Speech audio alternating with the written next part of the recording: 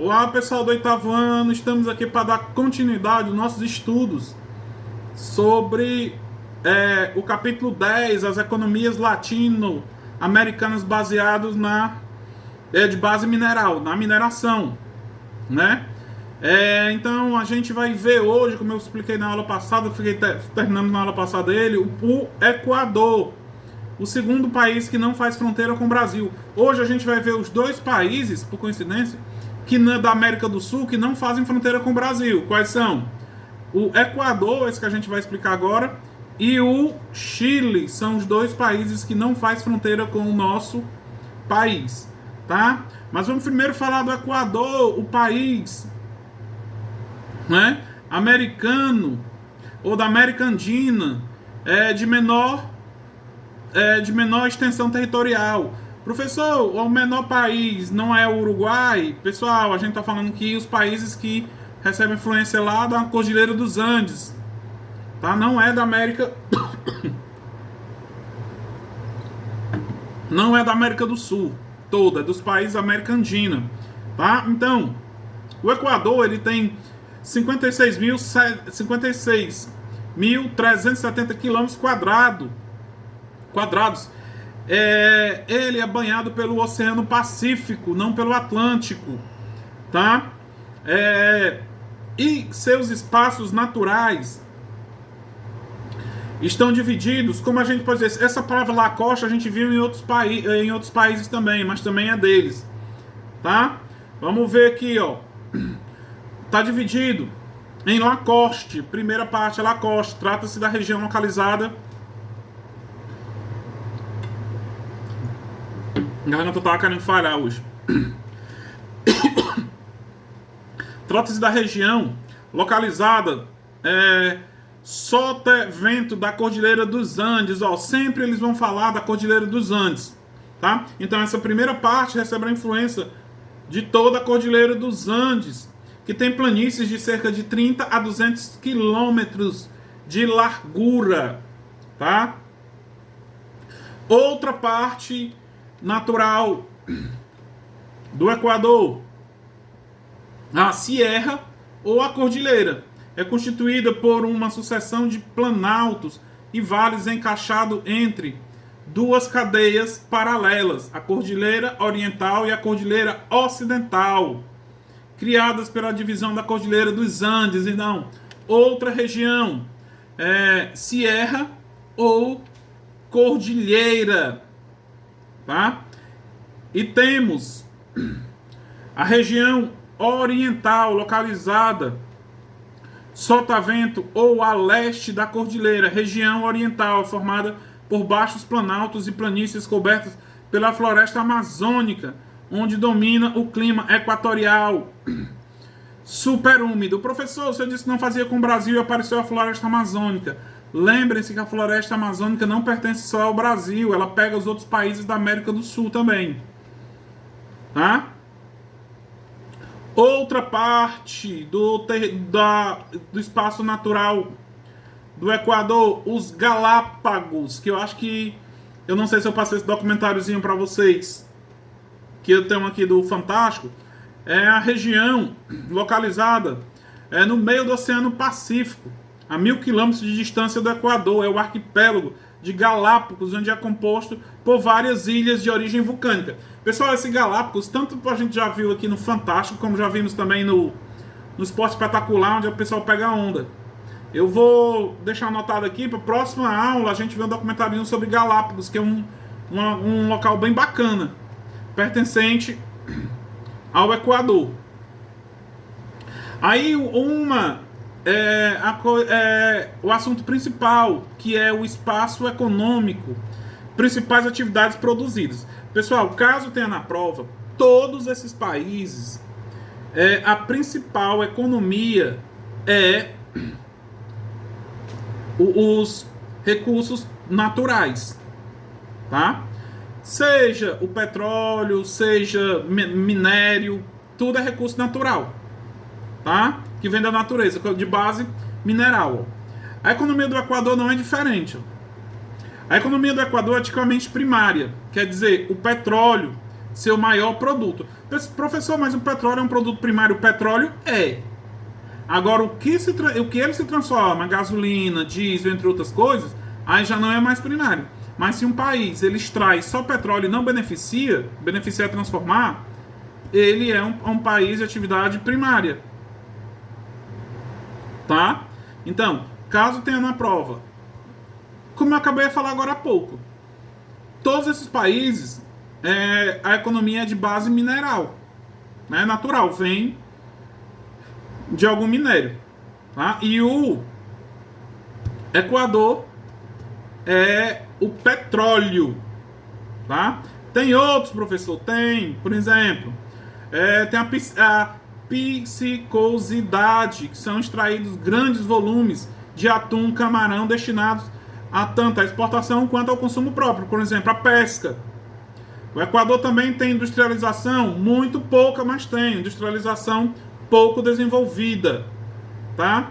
A sociedade, vamos ver aqui como é um pouco a sociedade. O Equador conseguiu recentemente erradicar o analfabetismo, segundo a Unesco, tá? Então a taxa de analfabetismo lá é baixa. O IDH é de 0,739.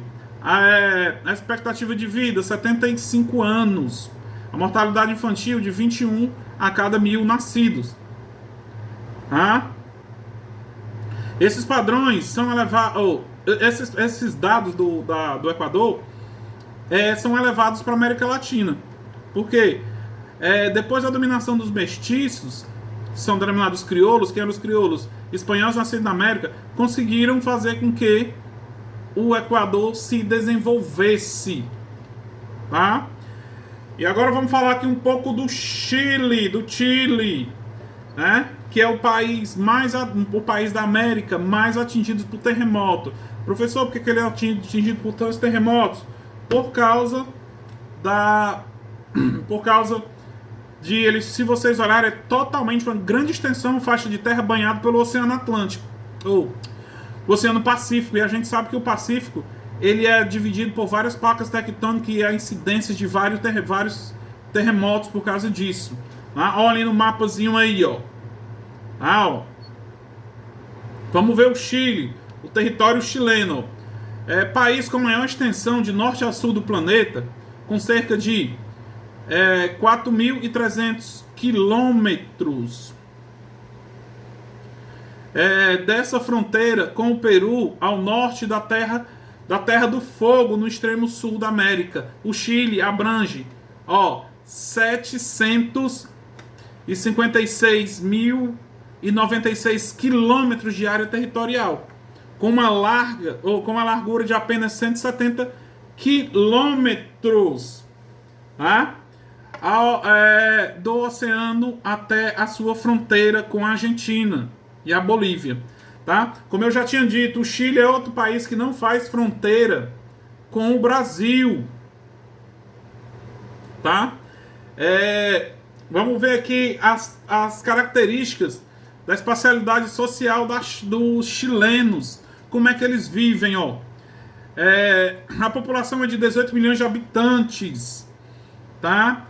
Sua maioria é branca e indígena. Por quê? Foi colonizada. A gente sabe que lá também viviam os incas. Gente, boa história. Segundo estudos, 59% dos chilenos se declaram brancos, 8% mestiço e 1% índio. E 2% de outras raças. Tá? Então, predominantemente branco, principalmente de imigrantes que vieram de outros locais, como italianos e russos, alemães, após a independência. Tá? A economia, né? A espacialidade econômica do Chile. Ó. Após a independência, as elites oligarcas associaram-se ao capitalismo inglês e passaram a incentivar a prática da agricultura como exportação. Contudo, essa atividade não se tornou produtiva em virtude do clima do território, o que exatamente é seco e rigorosamente frio ao sul, ao norte seco e ao sul frio. Mesmo assim, ainda encontra a agricultura. Professor, o senhor disse que era o mineral. Pessoal, lá lá eles extraem minérios. A agricultura a gente viu que não dá muito certo lá. Ó. Atualmente o Chile tem como principal riqueza econômica o cobre, que é extraído por diversas empresas privadas. Então, mais uma vez eu digo, se o texto diz que é extrativismo mineral, que as economias são mineral, então não entra a agricultura. Tá? Então, a principal atividade econômica do Chile é a extração de cobre. Tá? Não vamos confundir. Professor, mas o senhor falou que tem agricultura, mas a agricultura é secundária. A principal é a mineração. E aqui, do cobre. Vamos ver aqui quais são os ambientes, né, naturais do Chile. A especialidade surgiu. Primeiro, a monotonia ambiental. Pessoal, a natureza lá é o tanto monótona. O que é monótona, professor? Não tem o que ver, não tem. Tá, ó, como vai dizer aqui, ó. Sua natureza ambiental é um tanto monótona. Somente os tremores de terra e os vulcões ativos modificam temporariamente a paisagem. Isso aqui eu não vou explicar no não, que eu já expliquei. Né? Que o Chile, ele de vez em quando acontece terremotos, porque ele é banhado pelo Oceano Pacífico, e a gente sabe que tem um círculo de fogo do Pacífico, onde há incidência de terremotos. Isso aqui não precisa nem estudar, tá? Pra a gente ver. Tá? Aí a gente sabe também que o Chile, ele é cortado pela Cordilheira dos Andes, que divide ele da Argentina, uma parte da Cordilheira dos Andes. Como a gente já viu até, acho que algum documentário sobre a queda do avião nos Andes, né? Então, ele se divide. Outra parte natural é a Cordilheira dos Andes, que faz fronteira com com a Argentina. Onde é que vive a maior parte das pessoas. Por ser o grande aglomerado norte e sul, podemos encontrar 3 ambientes climáticos distintos do Chile. Tá? Então, no Chile você pode encontrar 3 tipos de clima. Tá? Que são climas baseados na altitude. Como, por exemplo, nas altas altitudes, o clima frio. No meio, lá embaixo, o clima mediterrâneo. Né? E as correntes frias que vêm da Cordilheira dos Andes. Tá? Agora vamos falar um pouco do Peru, que também faz fronteira com o Brasil. Tá? O Peru faz. É outro que foi. Tem um pouco de história que eu vou pular aqui. A gente sabe que ele foi. Falar um pouco da história do Peru. A gente sabe que naquela região do Peru viviam os Incas, como eu já falei, também viviam um pouco no Chile. E a gente sabe que quando os espanhóis chegaram, Francisco Pizarro foi lá e conquistou as terras que eram do Peru. E essas terras ficaram dominadas pelos espanhóis, até vir o processo de independência liderado por Simão Bolívar, também, né? Da independência da Bolívia. E o Chile se tornou um país. O Peru se tornou um país independente. Isso aqui foi um pouco da história. Vamos ver aqui as espacialidades naturais, as principais regiões do Peru. Lá vem de novo a Lacoste aparecendo, porque a Lacoste vai ficar fazer a fronteira com o Equador, a parte Lacoste do Equador e do Peru. Estou tentando falar sobre o Chile. Lá vem outra região que também tem características com a da Bolívia, que é a La Sierra. Né? Outra região. E, por fim, a La Selva, né? Que é um ambiente natural onde está localizado o rio Amazônica, parte mais da selva, onde aparece o rio Amazônica, ou rio Amazonas, perto da floresta Amazonas. Tá? Aí, a espacialidade social, como é que vive as pessoas no Peru? Né? Lá tem uma grande diversidade. Atualmente, a população do Peru é de aproximadamente 31 milhões de habitantes, o que faz do país o quarto mais populoso da América do Sul. Entretanto, em virtude de suas diversidades naturais, a população está distribuída de forma desigual sobre o seu espaço territorial, como eu já falei nesse instante aqui, a diversidade. São vários. Professor, explica aí, ó. A maior concentração populacional do Peru, cerca de 50% do total, vive na região de La Sierra. Né? Região predominantemente a presença de elementos indígenas que conservavam costumes antigos vividos. Lá vem falando de história de novo. Tá? Então, preserva os costumes antigos. Tanto é, se a gente olhar para o pessoal que vive no Peru, ainda tem as características daquele povo pré-colombiano, né? De pessoas com feições indígenas, é diferente da gente. É diferente da gente aqui. Né? Vamos ver aqui o que eu posso falar mais. Não, isso aqui não tem tanta importância. A economia. Pessoal, a economia, mais uma vez, ó, economia primária, tá? O Peru, o que é que eles exploram lá? Os minérios, como vai ver aqui, ó. Seu subsolo muito rico apresenta uma vasta abundância de recursos minerais. Professor, quais são esses recursos? Que são extraídos lá? O cobre, o estranho,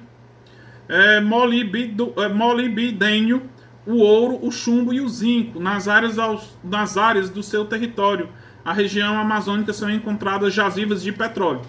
Na região amazônica deles, né, da floresta amazônica deles, encontra-se até petróleo. Então, mais uma vez, a economia é primária. Quando eu falo economia primária, é que eles não transformam. Tá? Mas lá também tem atividade agrícola, pouco desenvolvida, mas tem. Tá? E para encerrar, vamos falar só da América do Sul não ibérica. Quando fala América do Sul não ibérica, vamos lembrar o que era a União Ibérica. A União Ibérica foi a união de Portugal e Espanha. Todos esses países que a gente viu aí foram colonizados pela Espanha. Por que é que fala que União não Ibérica são as Guianas e o Suriname? Tá? Por quê? Tem a Guiana Francesa, a Guiana Inglesa e o Suriname. A Guiana Francesa, colonizada pelos franceses, que é um território francês pertencente à França até hoje. Né? Tem as Guianas Inglesa, que não pertence mais à Inglaterra, e o Suriname, que pertencia à Holanda. Nesses locais foram produzidos várias plantações no sistema de plantation. E a economia também é primária. Tá? Eu não vou explicar muito, porque aqui só tem mais história. Tá? Vai falar um pouco do clima, mas não tem, mas vou falar aqui um pouco. Ó. O clima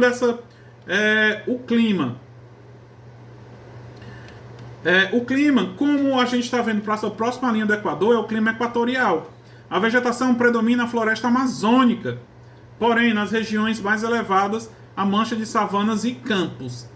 Tá? Então, é pouca coisa aí sobre as Guianas. Se vocês vão ver o que tem no livro, é mais a história. Tá bom? Tem atividadezinha lá, e até o nosso próximo encontro. Qualquer dúvida, me chame no WhatsApp. Mas só lembrando, todas esses países que a gente viu nesse capítulo todo, a economia sempre vem da natureza, são de recursos naturais, de base mineral. E sempre, atividade primária, eles não beneficiam o produto. Tá? Valeu, até o nosso próximo encontro.